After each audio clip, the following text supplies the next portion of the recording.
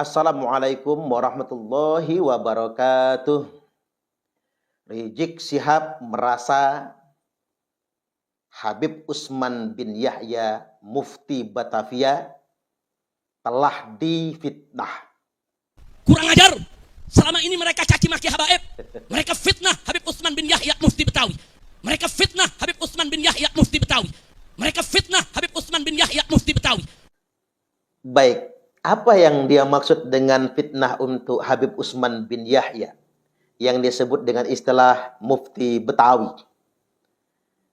Ya mungkin terkait dengan fakta bahwasanya Habib Utsman bin Yahya alias Mufti Batavia adalah antek Belanda. Ya ini kan sebuah fakta. Sejarah sudah mencatat Habib Utsman bin Yahya datang ke Indonesia dibawa oleh VOC, penjajah Belanda. Dan sampai ke Indonesia dia bekerja dengan Belanda. Belanda menggunakan Habib Utsman bin Yahya untuk membangun fatwa dalam rangka melemahkan perjuangan bangsa Nusantara. Dengan menggunakan indoktrinasi keagamaan agar bangsa Indonesia ini tunduk dan taat kepada pemerintah penjajah Belanda. Bahkan fakta mengemukakan Habib Utsman bin Yahya telah bekerja sama dengan Senok Horgronya dalam rangka memecah belah bangsa Indonesia, memecah belah gerakan perjuangan umat Islam yang ada di Indonesia. Ini fakta loh. Nah, baik, sekarang kita mau bicara tentang Senok Horgronya. Kenapa kok Habib Utsman bisa kenal dengan Senok Horgronya? Pertama, Senok Horgronya yang kenalan dengan Habib Utsman, bukan Habib Utsman yang kenalan dengan Senok Horgronya, saudara. Anjing. Bukan fitnah seperti yang dituduhkan oleh Rizik Syihab, bukan. Ini sebuah fakta. Sejarah telah mencatat bagaimana sangat dekatnya persahabatan antara Senok Horgronya, seorang orientalis yang kemudian ngaku-ngakunya masuk Islam, dengan Habib Utsman bin Yahya yang mereka sebut dengan Mufti Batavia atau Mufti Betawi. Kemudian yang berikutnya, ini fakta yang tak terbantahkan. Bagaimana Habib Utsman bin Yahya telah membangun sebuah fatwa yang menyatakan perlawanan bangsa Indonesia mengusir penjajah ini adalah sesuatu yang batil dan melanggar ajaran Islam. Ini fakta dan ini bukan fitnah. Tertulis dalam kitab Utsman bin Yahya sendiri. Di salah satu kitabnya yakni Manhajul Istiqomah Fid Dini Bisalamah. Ini kitabnya Habib Utsman bin Yahya. Mungkin Rizik Syihab bisa baca kitab ini langsung. Di halaman ke-22 tertulis kalimatnya sedemikian rupa, bahwa perbuatan bikin rusuh negeri. Kalimatnya juga nggak enak. Perbuatan bikin rusuh negeri. Udah nggak enak ngedengarnya. Catatan atau fatwa Utsman bin Yahya ini. Sebagaimana yang telah jadi di Cilegon, Banten. Ini terkait dengan peristiwa geger Cilegon. Perjuangan masyarakat Banten dalam rangka melawan Belanda. Yang kita kenal dengan istilah geger Cilegon pada tahun 1888. Dan yang dahulu di Bekasi, sekalian itu batil. Jadi kalimatnya sekalian. Bahasa kitanya semuanya. Jadi perjuangan bangsa Nusantara, baik yang terjadi di Cilegon, yang dilakukan oleh masyarakat Banten, maupun yang terjadi di Bekasi, maupun perjuangan senusantara ini, perjuangan bangsa Indonesia dalam rangka mengusir penjajah Belanda, itu adalah perbuatan batil. Kata Utsman bin Yahya. Dia sendiri yang nulis kitabnya, kemudian diterbitkan dan kemudian disebarkan. Lalu bukannya jihad, dan dia mengatakan perjuangan bangsa Indonesia ini bukan jihad. Sebab tiada syarat-syaratnya. Ya kata dia nggak nyukupin syarat, kan begitu. Malahan perbuatan begitu rupa melanggar agama. Perbuatan perjuangan bangsa kita ini dalam rangka mengusir penjajah itu melanggar agama, kata dia. Dengan menjatuhkan beberapa banyak darurat-darurat. Jadi mengandung banyak darurat pada orang-orang. Jadi membahayakan orang banyak. Ini tertulis dalam kitab Manhajul Istiqomah halaman 22 karya Habib Utsman bin Yahya. Nah, coba tanya ulang sama Rizik Syihab itu. Benar ini fitnah? Ini fakta. Nah, buat bangsa Indonesia, apa kata Bung Karno? Jas merah. Jangan sekali-kali melupakan sejarah. Karena nama yang tersebut ini barangkali suatu hari nanti akan diusulkan menjadi pahlawan nasional. Bahkan di Jakarta sudah ada jalan Mufti Batavia. Ada jalan Habib Utsman bin Yahya. Hati-hati loh. Saya melihat di beberapa lokasi, bahkan dilihat di Google Map itu ada jalan Mufti Batavia. Ini maksudnya Habib Utsman bin Yahya tersebut. Jangan-jangan nih, suatu hari nanti orang ini akan diusulkan oleh klannya menjadi pahlawan nasional. Padahal faktanya orang ini bukan pahlawan bagi bangsa Indonesia, tapi pengkhianat bagi bangsa Indonesia. Kita mah mau aja dimanipulasi dengan sebutan Mufti Betawi. Seakan-akan dia merepresentasikan orang Betawi. Jangan percaya. Enggak begitu. Dia bukan orang Betawi. Dia datang dari Yaman, diangkut oleh Belanda. Karena Belanda tahu strateginya. Untuk menundukkan bangsa Indonesia yang mayoritas muslim ini ya harus menggunakan orang Arab yang muslim juga. Dan kalau bisa orang Arab ini tadi ngaku-ngaku anak cucu Nabi. Agar orang Indonesia itu percaya. Nah, mereka diangkut ke Indonesia, bekerja sama dengan Belanda. Bekerja dengan Belanda, bukan bekerja sama ya. Bekerja dengan Belanda sebagai pegawai Belanda. Lalu diangkat menjadi mufti Belanda. Atau mufti Batavia oleh Belanda. Dan mendapatkan penghargaan dari Ratu Belanda. Tiba-tiba kemudian disosialisasikan, diglorifikasi, seakan-akan dia menjadi pahlawan. Bahkan di kalangan beberapa pesantren diglorifikasi, Utsman bin Yahya ini adalah waliullah. Wah, sampai segitunya. Enak aja. Sampai segitunya disebut waliullah lah. Padahal dia betul-betul menyakiti perjuangan bangsa Indonesia. Dengan mengatakan perjuangan jihad melawan penjajah itu adalah batil. Ini sungguh sangat memprihatinkan. Jadi hati-hati, jangan sampai nama ini masuk dalam daftar calon pahlawan nasional.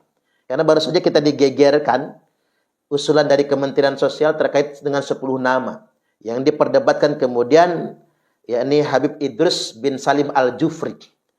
Yang direkomendasikan untuk menjadi pahlawan nasional, tinggal ditetapkan oleh Presiden, tapi ada banyak persoalan terkait dengan satu kewarganegaraan. Orang ini belum pernah ditetapkan menjadi warga negara Indonesia. Jadi masih kewarganegaraan di Yaman sana.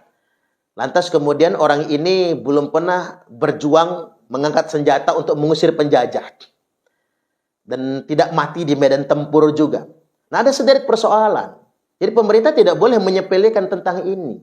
Jangan lantas kemudian karena kepentingan politik tertentu, lantas kemudian main ditetapkan sebagai pahlawan nasional. Hati-hati loh. Ini bisa menyakiti perasaan bangsa Indonesia. Ini bisa merusak sejarah bangsa kita. Hati-hati pemerintah. Ketika memegang kekuasaan, jangan sampai kemudian kekuasaan disalahgunakan. Lantas kemudian mencederai sejarah bangsa kita. Ingat, kalau ingin menguasai suatu bangsa, suatu negara itu belokkan sejarah mereka. Putuskan hubungan mereka dengan leluhur mereka. Patut diduga sudah ada serangkaian upaya untuk membelokkan sejarah bangsa Indonesia dan memutus hubungan bangsa Indonesia dengan leluhur mereka semua. Ini sudah kelihatan kan di mana sejarah disimpangkan, pahlawan-pahlawan kita diklaim oleh klan tertentu. Belum lagi fakta ada ribuan makam keramat palsu di Republik ini. Loh, apa tujuan orang bikin makam-makam palsu? Lantas kemudian dikasih nama Habib ini, Habib itu, dan lain sebagainya. Ini tak sederhana motifnya ekonomi. Tak sekedar kemudian kotak amal. Ini tujuan jangka panjang untuk mengklaim sejarah bangsa Indonesia. Nanti akan membangun klaim, mereka bangun klaim Indonesia ini warisan nenek moyang mereka. Buktinya, semua makam keramat di seantero Nusantara ini adalah dari keluarga mereka. Itu tujuan mereka. Apalagi dia balut dengan ngaku-ngaku sebagai anak cucu Nabi. Dan kemudian kita percaya begitu saja. Coba kita ingat kembali sejarah. Misalnya padamnya perjuangan Diponegoro, di mana perang Diponegoro adalah perang yang paling membuat Belanda kewalahan. Tapi tahukah Anda siapa yang kemudian memadamkan perang Diponegoro? Ada seseorang yang ngakunya ulama dan ngaku cucu Nabi. Namanya Habib Ibrahim Ba'abud. Inilah orang yang kemudian menjebak Pangeran Diponegoro. Dia bekerja sama dengan Gubernur Jenderal Belanda, membujuk Pangeran Diponegoro agar mau berhalal bihalal. Dalam bahasa sederhananya beridul fitri dengan Gubernur Jenderal Belanda. Berkali-kali Pangeran Diponegoro menolak, tapi diyakinkan oleh Ibrahim Ba'abud. Akhirnya Pangeran Diponegoro percaya. Karena mengapa? Orang ini ulama, ngakunya ulama, saudaranya seiman, sekaligus juga ngaku cucu Nabi. Tapi apa kejadiannya? Begitu sampai Pangeran Diponegoro dan anak buahnya langsung dikepung oleh Belanda, langsung ditangkap. Siapa pengkhianatnya? Orang yang ngaku cucu Nabi itu sendiri. Kerajaan Aceh, Kesultanan Aceh yang paling sulit ditaklukkan dan dikalahkan oleh Belanda. Siapa kuncinya? Aceh ditundukkan, yakni Habib Abdurrahman Az-Zahir. Yang juga ngaku-ngaku ulama, ngaku-ngaku sebagai anak cucu Nabi. Lemahnya Kesultanan Banten dimulai dari siapa? Orang yang ngaku cucu Nabi, keturunan Nabi. Habibah Fatibah. Yang bekerja sama dengan Gubernur Jenderal Belanda Baron van Hoof. Baron van Inhofe. Pacar gelapnya ini. Bekerja sama dengan Gubernur Jenderal Belanda. Melemahkan dan menghancurkan Kesultanan Banten. Semua sedemikian rupa. Nah, masuk yang dikatakan jihad batil ini tadi. Perjuangan rakyat Cilegon. Dipimpin oleh Kiai Wasid. Kiai Wasid ini adalah muridnya Syekh Abdul Karim Tanara. Syekh Abdul Karim Tanara ini adalah saudaranya Syekh Nawawi Tanara. Syekh Nawawi Al-Jawi Al-Bantani, Imam Masjidil Haram. Syekh Abdul Karim Tanara dengan gerakan Thariqah, Qadiriyah, wa Naqsabandiyahnya perang melawan penjajah. Syekh Nawawi Al-Bantani, Syekh Nawawi Tanara sampai berangkat haji ke Mekah dan tidak bisa pulang gara-gara dikejar-kejar oleh Belanda. Nah, muridnya Kiai Wasid bersama para petani dan pengikut Thariqah, Qadiriyah, wa Naqsabandiyah berjuang melawan penjajah yang puncaknya disebut dengan istilah geger Cilegon tahun 1888, dihukumi oleh Utsman bin Yahya sebagai jihad batil, sesuatu yang melanggar agama. Nah, masyarakat Banten tidak boleh lupakan sejarah ini semua. Bangsa Indonesia tidak boleh melupakan semua sejarah ini. Pada kenyataannya, yang mengkhianati perjuangan bangsa Indonesia dalam rangka mengusir penjajah Belanda adalah sekelompok orang yang gayanya ngaku Arab, padahal bukan Arab. Mereka ngaku-ngaku sebagai cucu Nabi, padahal mereka bukan cucu Nabi. Mereka memang datang, dibawa oleh Belanda, dipekerjakan oleh Belanda, dan menjadi antek Belanda. Dan hari ini, terungkap sebuah fakta. Sekelompok klan yang ngaku-ngaku sebagai anak cucu Nabi ini, ternyata mereka bukan keturunan Nabi. Fakta pertama yang diungkap oleh Kiai Imad, berdasarkan kitab nasab, tak terkonfirmasi mereka sebagai anak cucu Nabi. Dan secara saintik, tes DNA-nya ternyata benar. DNA mereka jauh melenceng dari DNA keturunan Nabi Sallallahu Alaihi Wasallam. Ya, sebetulnya mengapa mereka itu sangat ngelunjak dalam tanda kutip ya. Bisa ngaku-ngaku anak cucu Nabi dan menggunakan pengakuan itu sebagai alat arogansi. Ya, gara-gara kita juga sebetulnya. Kita yang terlalu melebih-lebihkannya. Mohon maaf, ini para kiai Nusantara, para ulama, yuk kita mawas diri. Mau tidak mau juga ada beberapa kiai-kiai pesantren yang coba mengglorifikasi mereka. Ini wali, ini anak cucu Nabi. Dan kemudian memerintahkan santri untuk memuliakan mereka dalam bentuk memuliakan yang secara berlebihan. Ya, salah kita juga sebetulnya. Hari ini kita mesti mawas diri dan gentle mengakui kesalahan. Jangan lantas kemudian menjadi ego dan menuduh yang bukan-bukan. Hari ini ketika Kiai Haji Imaduddin Utsman Al-Bantani membangun sebuah kesadaran, lantas kemudian beliau dituduh provokasi. Dianggap sebagai pengadu domba. Loh, kok bisa kemudian dituduh yang bersangkutan telah melakukan tindakan provokasi? Nah, hari ini ada orang yang ngaku-ngaku anak cucu Nabi. Sekali lagi saya tegaskan. Lantas kemudian menggunakan pengakuan tersebut untuk melawan pemerintah yang sah. untuk mengorganisir massa agar kemudian mengikuti mau mereka, seakan-akan mereka itu paling superpower, paling superior untuk bicara kebenaran atas nama agama. Lantas kemudian mengadu domba antar sesama anak bangsa. Mereka gunakan pengakuan tersebut untuk mendelegitimasi pemerintah yang sah. Nah, datanglah Kiai Imad yang coba menyadarkan kita dengan sebuah data ilmiah. Mereka itu bukan anak cucu Nabi. Mereka hanya ngaku-ngaku saja. Mereka cuma mengeksploitasi pengakuan tersebut untuk keuntungan kelompok mereka saja. Bahkan keuntungan ekonomi. Tiba-tiba kemudian dituduh sebagai provokasi. Padahal ini sebetulnya menyadarkan. Nah, saya ingin tegaskan sekali lagi. Klan mereka tidak punya track record melawan penjajah Belanda. Yang ada mereka didatangkan oleh Belanda. Ulama-ulama mereka bekerja sama dengan Senok Horgrogne dalam rangka memecah belah bangsa Indonesia. Melemahkan perjuangan rakyat pribumi. Dan mereka bekerja buat Belanda. Maka sampai detik ini, ketika Indonesia sudah merdeka pun mereka tidak pernah menghargai bangsa Indonesia. Cobalah apa yang mereka lakukan. Siapapun pemerintah kita yang namanya orang Indonesia, dia tidak hargai. Malah ditantang-tantangnya perang. Bahkan bangsa Indonesia dia tantang perang. Karena orang-orang ini memang DNA-nya itu adalah DNA bekerja sama dengan penjajah. Maka ketika bangsa yang dia jajah itu merdeka, dia tidak akan pernah menghormati negara yang bekas jajahan tersebut. Ya, kita lihat, saksikan hari ini. Saban hari yang diajak perang siapa? Ya, sesama bangsa Indonesia. Yang dia peralat siapa? Ya, bangsa Indonesia sendiri. Yang dia peralat. Mengapa bangsa Indonesia bisa diperalat mereka? Karena mereka ngaku sebagai anak cucu Nabi. Maka sesuatu yang sangat menyakitkan bagi mereka adalah ketika ada yang menyadarkan dan membongkar kedok mereka kalau mereka bukan anak cucu Nabi. Sampai hari ini, buatlah benang merah, mereka bukan anak cucu Nabi. Mari kita dorong pemerintah untuk melakukan serangkaian pembuktian. Karena mereka sudah ngaku-ngaku anak cucu Nabi, maka ini tentunya terkait dengan hak umat Islam se-Nusantara, lakukan pembuktian. Dengan tes DNA misalnya, benarkah mereka sebagai anak cucu Nabi? Dan yang kedua, kita mesti kembali kepada kesadaran sejarah kita. Jangan sekali-kali sejarah kita dibelokkan. Ingat, sejarah telah mencatat merekalah yang bekerja sama dengan Belanda untuk melemahkan perjuangan bangsa Indonesia. Syekh Nawawi Al-Jawi Al-Bantani ini lahirnya tahun 1813 Masehi. Wafat tahun 1897 Masehi. Dan beliau ini Bapak Ibu lahirnya di tahun runtuhnya Kesultanan Banten. Jadi kalau ditanya orang kapan runtuhnya Kesultanan Banten, kapan hilangnya Kesultanan Banten? Hilangnya Kesultanan Banten tahun 1813 Masehi.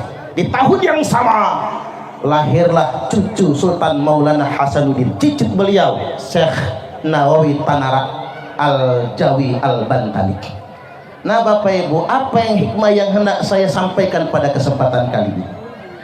Kesultanan Banten dihapuskan oleh VOC atau pemerintah Hindia Belanda gara-gara serangan pemerintah Hindia Belanda. Mengapa Kesultanan Banten bisa dihancurkan? Saya ingin buka sejarah.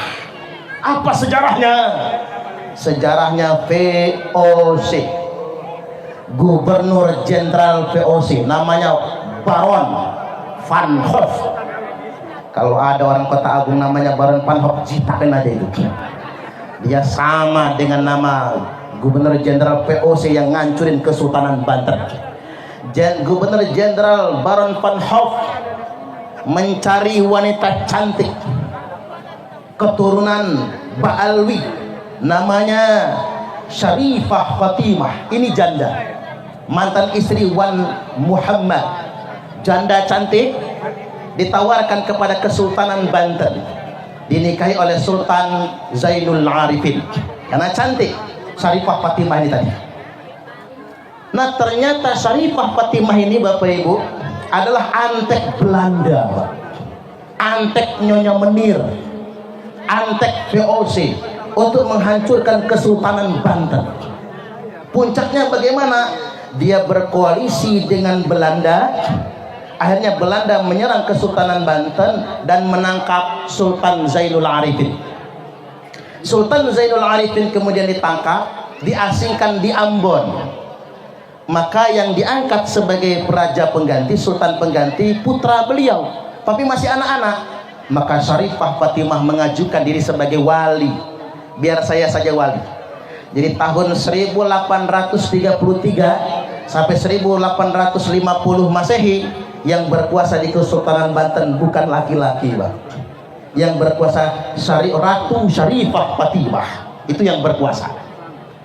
Betapa kagetnya para ratu bagus pada Ratu Bagus Banten. Betapa kagetnya bangsawan-bangsawan Kesultanan Banten. Ternyata Syarifah Fatimah mengangkat anaknya bersama suami pertamanya, bukan Sultan Zainul Arifin, sebagai raja sultan pengganti. Geger Banten, Pak. Ternyata memang orang ini ingin menghancurkan Kesultanan Banten. Dan yang lebih tragisnya lagi, Ratu Syarifah Fatimah berselingkuh dengan Gubernur Jenderal Belanda VOC Baron van Hof, di mana surat cinta Ratu Syarifah dengan Gubernur Jenderal Belanda disimpan oleh Dinas Kebudayaan Provinsi DKI Jakarta. Coba, dia ngaku cucu Nabi, ngaku Syarifah. Dia hati-hati betul, Pak. Kita di Indonesia ini dihancurkan oleh orang-orang yang mengaku anak cucu Nabi. Ini yang harus kita tangkap, harus kita sadari. Maka kemudian berselingkuh dengan Gubernur Jenderal Belanda, Banten bergejolak. Sultan Zainul Arifin menyesal sekali menikahi Syarifah Fatimah, tapi beliau sudah diasingkan di Ambon. Maka Banten bergerak, terjadi perang saudara. Maka Syarifah Fatimah beserta anaknya dengan suami pertama diasingkan di Kepulauan Seribu. Lalu kemudian mati bunuh diri. Makanya saya heran, kok ada orang Indonesia ziarah ke makam Syarifah Fatimah. Uang dia itulah yang menghancurkan Kesultanan Banten. Uang dia itulah yang selingkuh dengan Gubernur Jenderal Belanda. Dia matinya juga minum racun. Nah, ini kita harus cerdas, Bapak Ibu, belajar sejarah agar kita semua tidak dimanipulasi.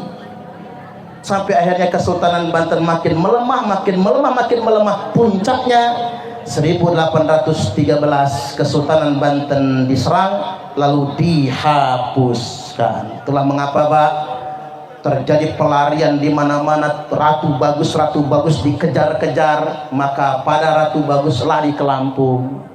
Makanya ada makom Tubagus Makhdum, ada makom Tubagus itu ulama-ulama dzurriat Kanjeng Nabi.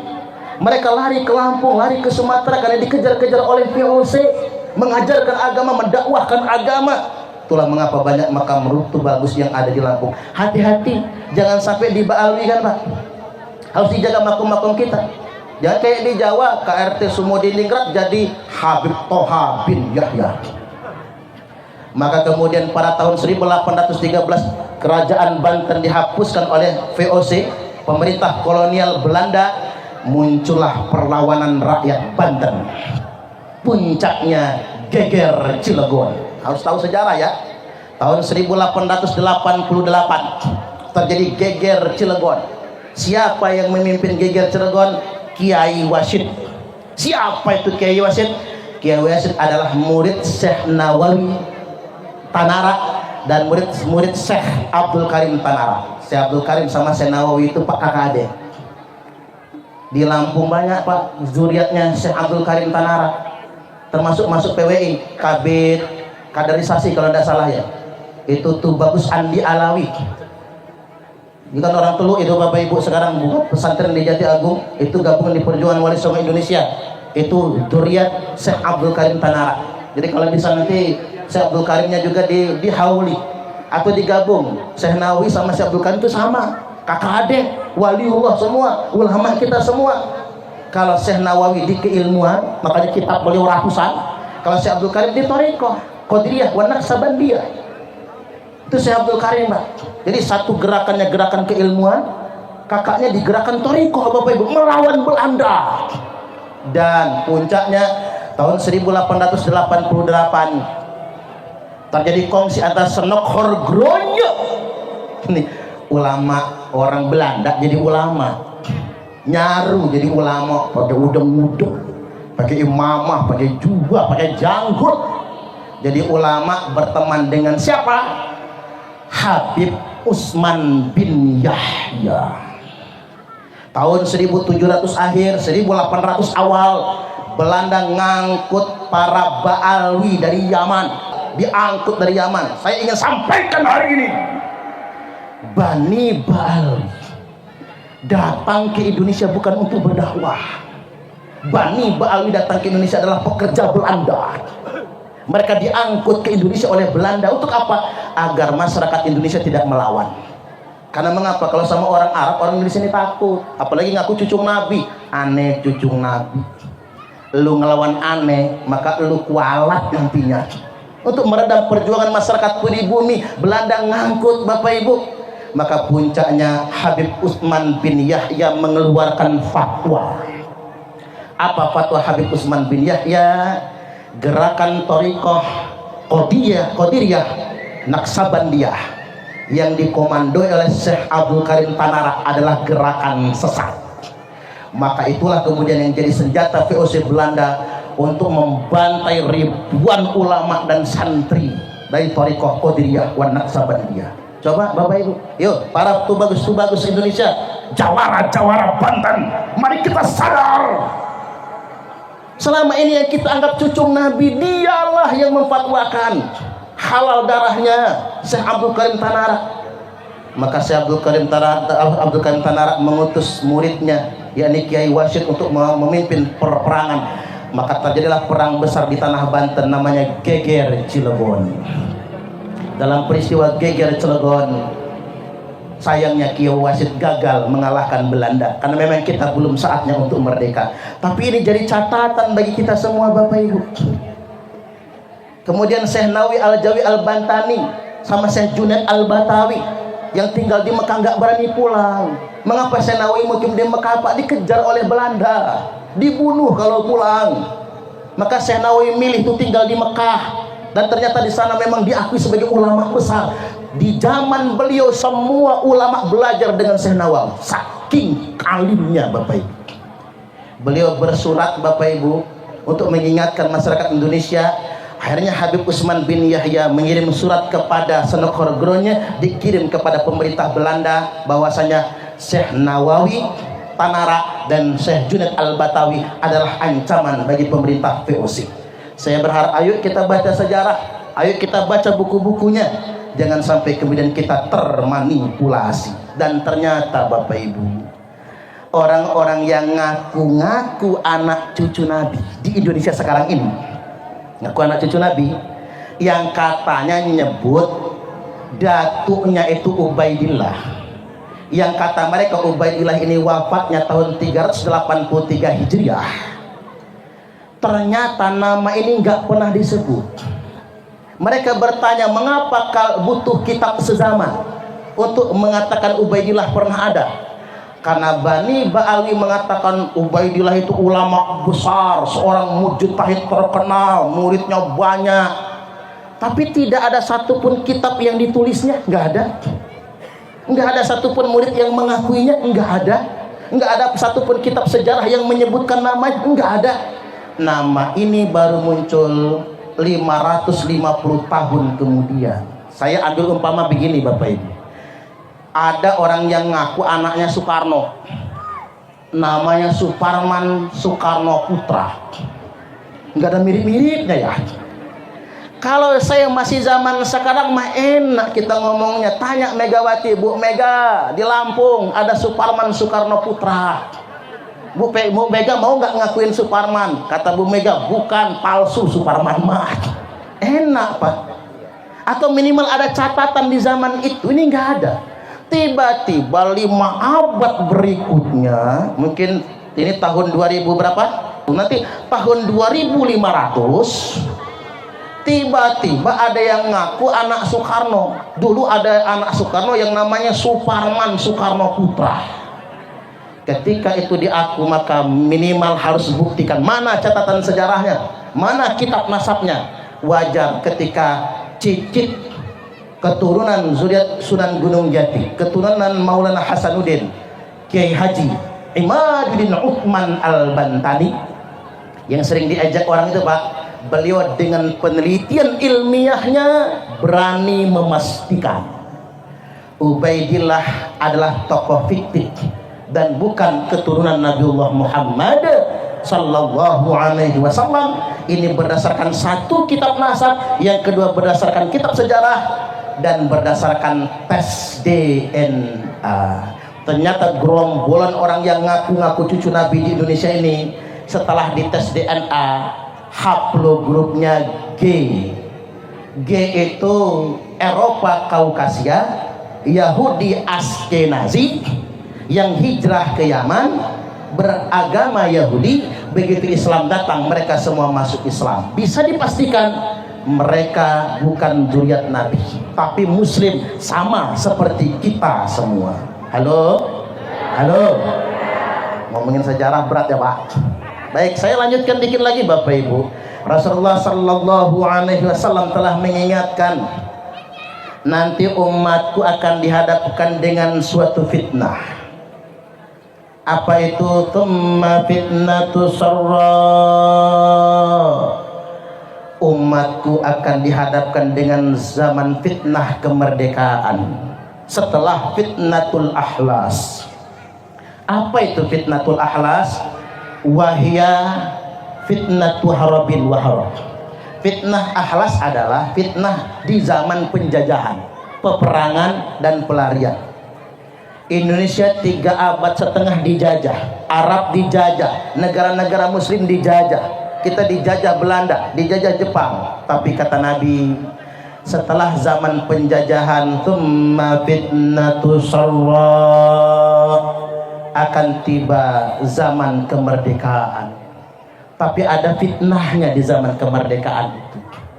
Apa fitnah zaman kemerdekaan? Kalau di zaman penjajahan kita bersama berjuang mengusir penjajah, ringan sama dijinjing, berat sama dipikul, berdiri sama tinggi, duduk sama rendah.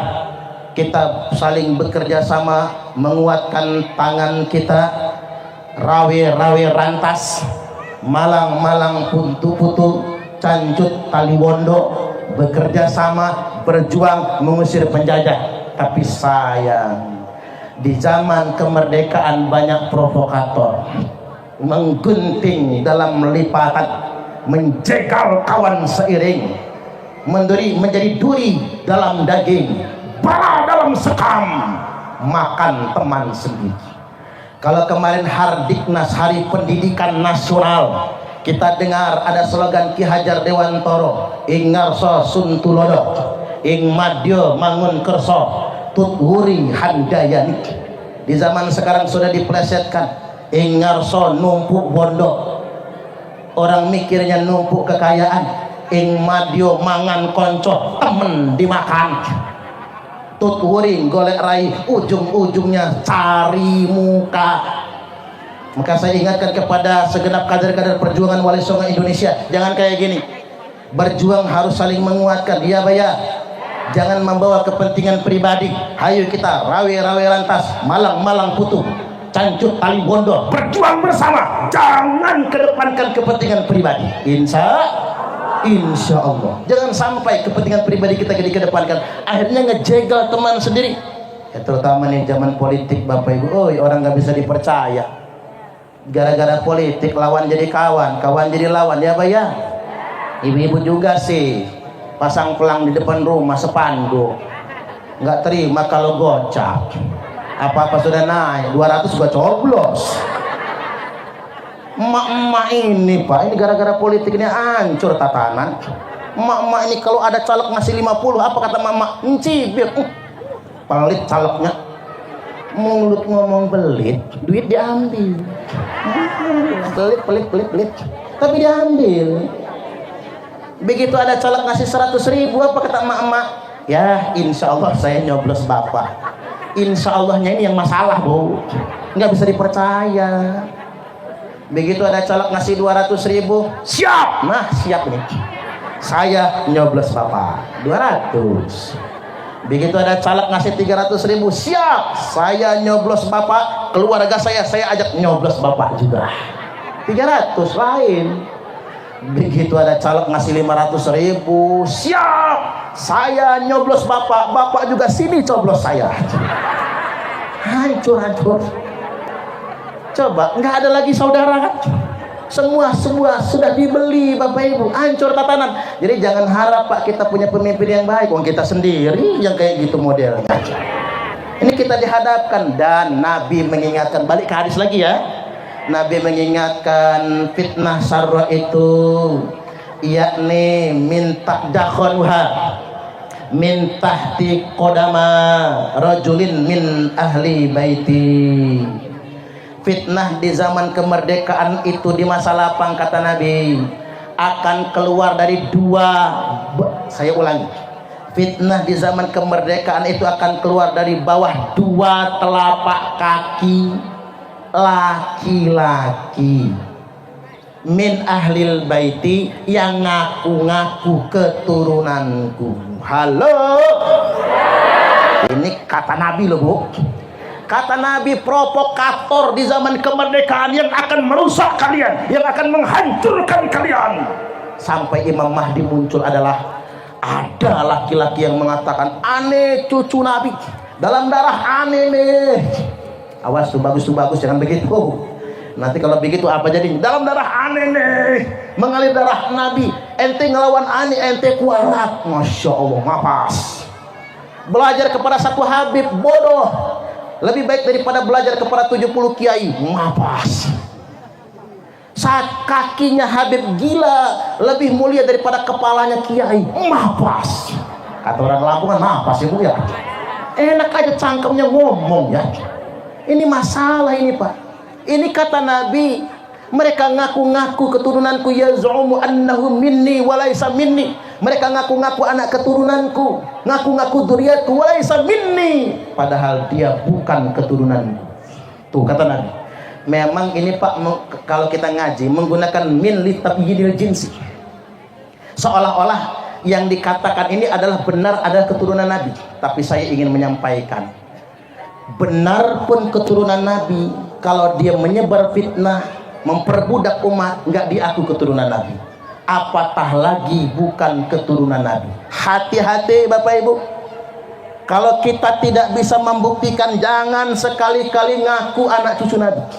Mengapa jangan? Nabi bersabda, manidda'a qauman laisa lahu fihim nasabun falyatabawwa maq'adahu minan nar.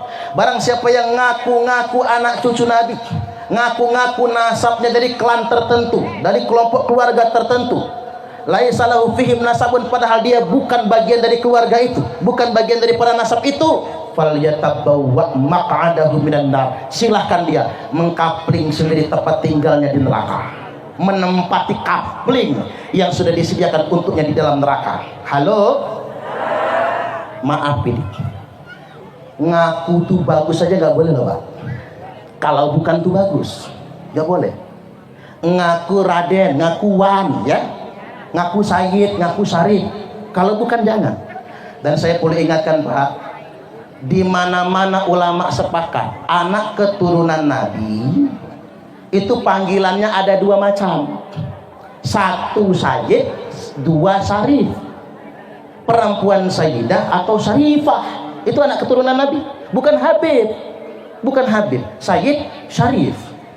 Nah di Indonesia kan, kalau di Indonesia ini anak keturunan Nabi ada yang dipanggil Raden, ada yang dipanggil Y, ada yang dipanggil Wan, ada yang dipanggil Tubagus. Baca di kitab-kitab, di buku-buku sejarah Pak. Tubagus adalah panggilan Sayyid dan Syarif ala Banten. Jelas itu penjelasannya. Makanya ingat, kalau bukan cucu Nabi, jangan sekali-kali ngaku cucu Nabi. Ibu-ibu ini cucu Nabi bukan?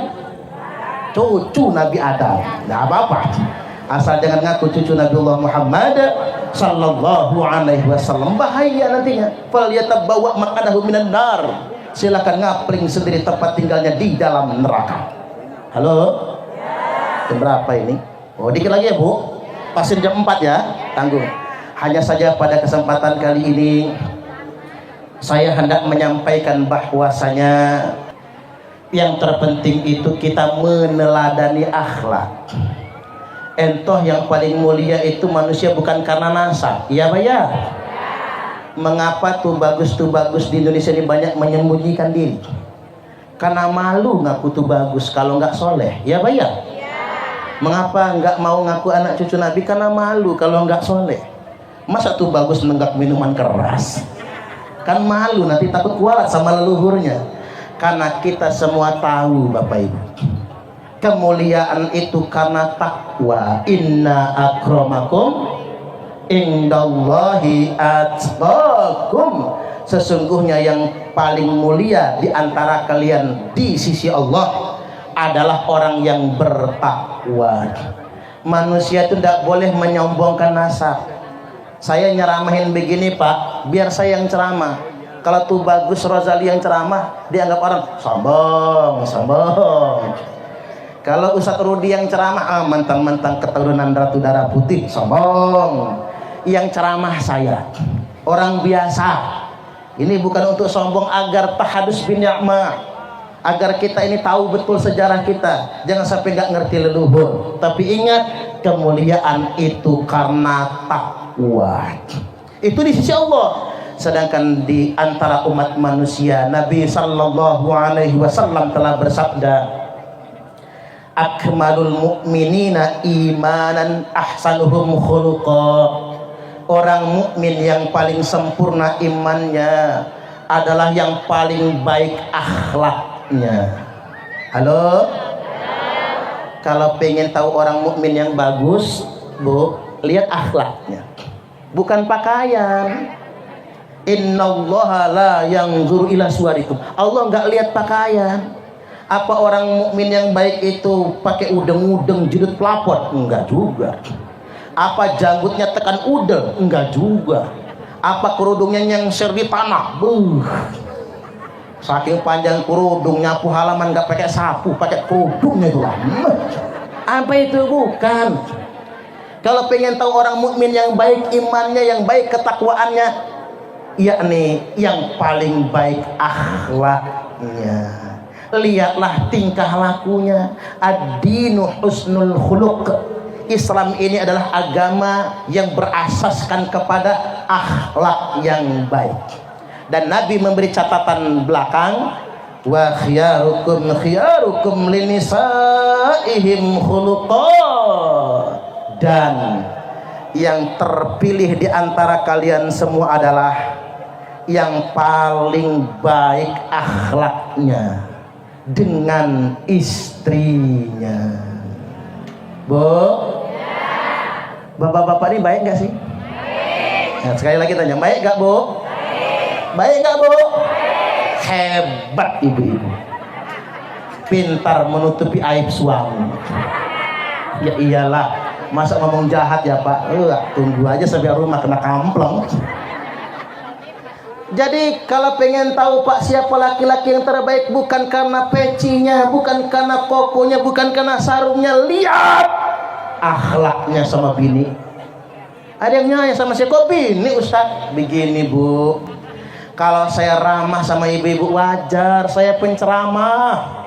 Penceramah nggak ramah nggak diundang orang. Ya Pak ya? Penceramah itu harus ramah, harus ada lucunya dikit-dikit jadilah. Agar nggak ngantuk. Ceramah marah-marah, mie kurang bagus dilempar, kopinya kurang marah. Apa kata mama? Jangan diundang lagi. Malas sama Suparman itu. Jadi kalau penceramah ramah wajar, pedagang ramah wajar, dagang. Orang dagang nggak ramah Bu, jangan dibeli lagi, biar bangkrut ya. Apalagi caleg, ramah wajar. Woi, kalau udah nyalek, kaca mobil dibuka, misi, nyengir, gigi gusi kelihatan. Betul. Coba kalau calegnya nggak ramah, pelit juga, nggak bagi duit, males milih, enak aja dia. Paling juga duduk lupa sama kita, ya Pak ya. Tapi kalau saya ramah sama istri saya, ustadz-ustadz kiai-kiai ini ramah sama istrinya sendiri, bapak-bapak ramah sama istri, itu yang luar biasa. Mama, ada apa papa? Wih. Ya iya dong, kan kita muslim harus mengamalkan. Nanti papa, mama sedang membersihkan teletong.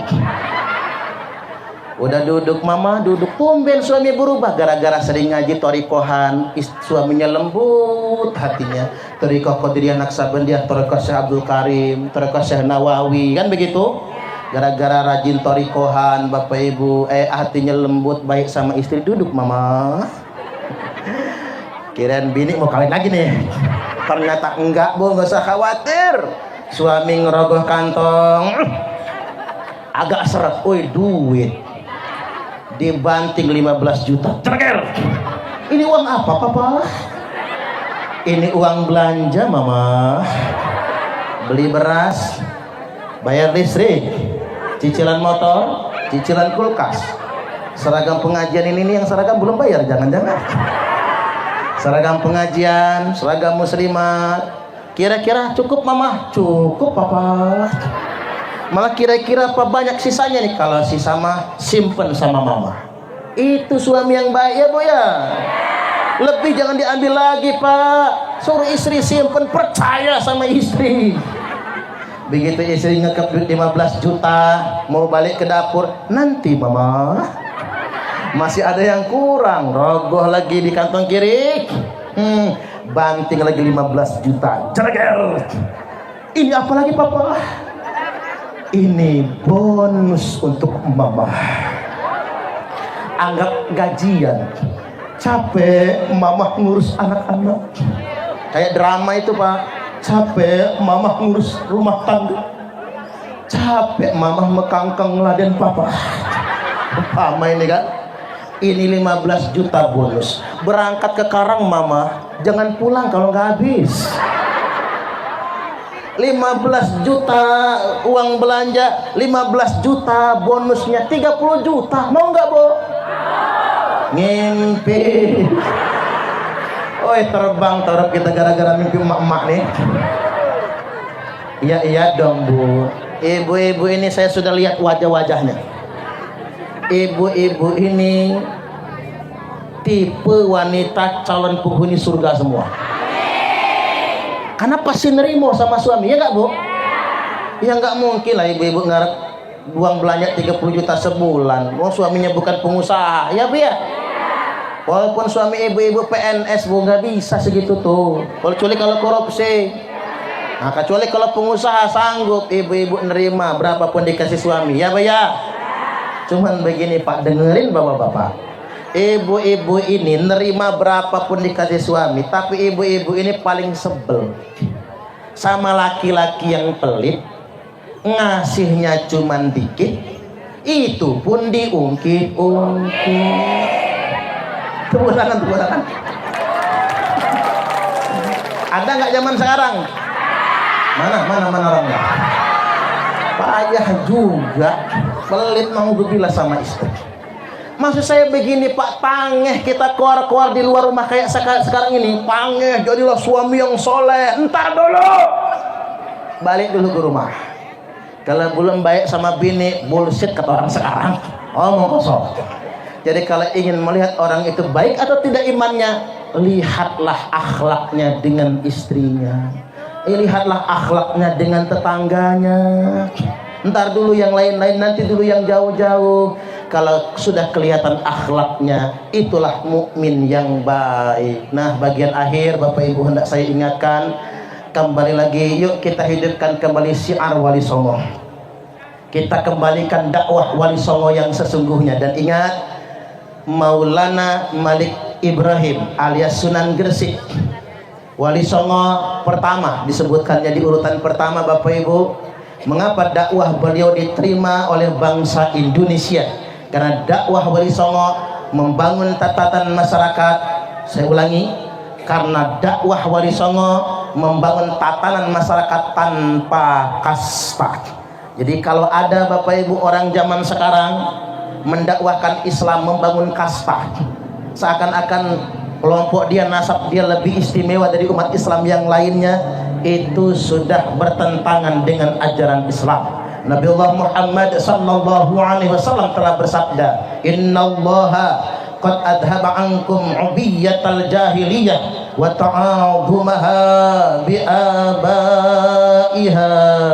Sesungguhnya Allah telah mencabut dari kalian semua kesombongan, kebanggaan, kepunguhan masyarakat Arab jahiliyah. Wa ta'adumaha bi abaiha, di mana bangsa jahiliyah terbiasa membangga-banggakan nasab, membangga-banggakan leluhur, membangga-banggakan keturunan. Islam agama yang rahmatan lil alamin, kita dibedakan hanya pada ketakwaan dan kemanfaatan. Khairun nas anfa'uhum linnas, sebaik-baiknya kalian adalah yang bermanfaat terhadap sesama umat manusia. Demikian dari saya tutup dengan pantun. Pakai cakep ya. Aura kasih mandi di kali. Jangan ngintip Pak. Saya ucapkan terima kasih yang banyak sekali. Hidup terasa menyakitkan tanpa kehadiran seorang kekasih. Cukup sekian dan terima kasih. Kalau ada sumur di ladang, bolehlah kita menumpang mandi. Kalau ceramah saya masih kurang, silahkan mengundang lagi. Wallahul muwaffiq ila aqwamit thariq. Wassalamualaikum warahmatullahi wabarakatuh. Kami adalah Laskar Sabilillah, pecinta Wali Songo dan para anbiya, pewaris peradaban Islam di Nusantara hingga berkibar bangsa Indonesia.